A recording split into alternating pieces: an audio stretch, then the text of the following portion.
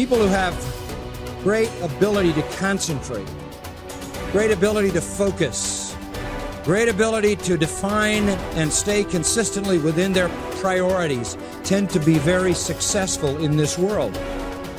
And self-discipline is an essential component in that. Whether you're talking about some kind of academic achievement, some kind of musical achievement or athletic achievement or whatever it is, some achievement in the realm of business or the arts or science, generally comes to people who are very focused and who understand how to order their priorities. In a word, they are disciplined people.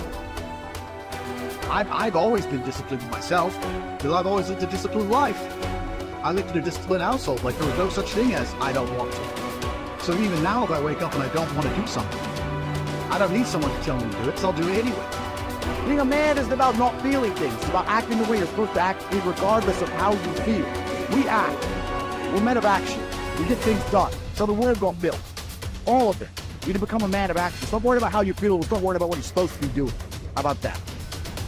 But what happens is, if you believe that there's very little potential, how much action are you going to take? Nothing, little. But they take little action, little results. Why? Because they have to start with a problem with their belief. They don't believe it's really going to happen for me. Maybe for Frank Kearns because he's got the cool hair and stuff, or maybe it's for you because you're so driven, but it's not me. Maybe Tony Robbins because he's a freak, got these big teeth. Whatever their thought process is, right? They got this thing, right? And when you take a little potential with a little action, what kind of results do you get? Lousy little results. And when you get little results, what does that do to your belief? You go, see, I told you this was a waste of time. And then what happens? You tap even less potential. You take even less action. You get even worse results, and your belief gets even weaker. And this sucker feeds on itself until you are in a downward spiral. It's poisonous. It's poisonous and it's self-fulfilling. Now, what if something could happen that could come along and fill you with a sense of absolute certainty? Not like I believe, but mean where you know. In you guys' case, mine as well, we knew because we had to. Because we burned the boats. There was no other option. We had to find a way. We weren't going to live that way. We all did it in different ways and for different reasons, but in essence, that was it. If you get yourself in a state of certainty that this is going to work, I'm going to find a way, and if this doesn't work, I will make the way, then you tap a lot more potential. And when you're certain in your potential, you take massive action. When you take massive action, you really believe in something, you get great results. When you get great results, your brain goes, see, I told you I was a stud. I told you this thing would work out. Now you're even stronger. You tap more potential, take greater action, greater results. That's how you went from $300 in a week to 2,500 in 5 days to 100,000 in a month to $1 million in a day. Same thing with you. And we get momentum. That's why the rich get richer and the poor get poorer. If you just make a decision, it can be sometimes the day that starts you on a brand new journey. Sometimes when you look back on it, the day that you decided was just about as exciting as the day when you finally accomplished the project. That when you finally made the decision, you finally, got through whatever barriers kept you from making that decision, and finally you made a decision. Now, some decisions are incidental and some are small, and some, are part of a working day. But sometimes decision-making can be one of the most important days of your life. Maybe a decision you postponed, and now you understand the penalty of postponing that decision. You've got to do something, and finally you come to the conclusion, today is the day. I now decide. And whether you decide on a new direction, whether you decide on a refinement in philosophy, whether you decide to act when before you haven't acted, you decide on a series of things that you're going to do, you decide. Deciding can be such an incredibly important, very exciting, inspirational day. So that can be an incredible source of inspiration. Now, if you don't follow through, it's not going to last all that long. If you decide and then, postpone and you decide but you still don't get to it for a week or a month or a year, soon all that energy and that source of inspiration is all dissipated.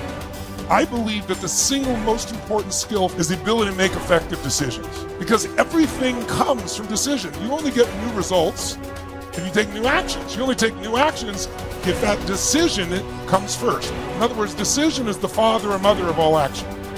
But not all decisions are equally good, as we all know. And the quality of our life comes down to the quality of our decisions. You want action. Action means you have to make some decisions along the way.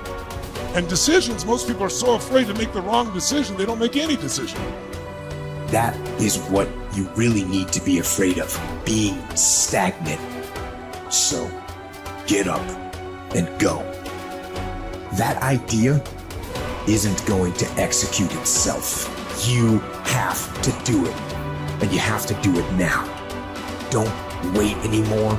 Don't think anymore. Don't plan anymore. Don't contemplate anymore. Don't make any more excuses or justifications. Don't rationalize anything else. No.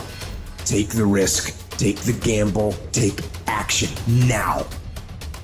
No complacency. By 66, Pompey had already earned the title Magnus, making him, in fact, and in name, Pompey the Great. He had reconquered Spain. He had served as Rome's consul not once but twice. He had defeated Spartacus in the Third Servile War. And now he was being sent to dispatch the Cilician pirates who terrorized the Mediterranean. Before he left, he stopped for a private consultation with the Stoic philosopher Posidonius, one of the great minds of the ancient world. Posidonius's advice might have seemed rather redundant. Be the best and always superior to others, he had told the ambitious general, quoting a line from the Odyssey. But Posidonius wasn't talking about achieving more victories over the enemy. He was talking about conquering the self, not honors, but being honorable. Plutarch tells us about a far less famous general and statesman in Greece, many generations before Pompey. Despite his brilliance on and off the battlefield, Epaminondas was appointed to an insulting minor office in Thebes. In fact, it was because of his brilliance that he was put in charge of the city's sewers. Instead of being provoked or despairing at his irrelevance, a number of jealous and fearful rivals thought it would effectively end his career. Epaminondas took fully to his new job, declaring that it is not the office that brings distinction to the man. It is the man who brings distinction to the office.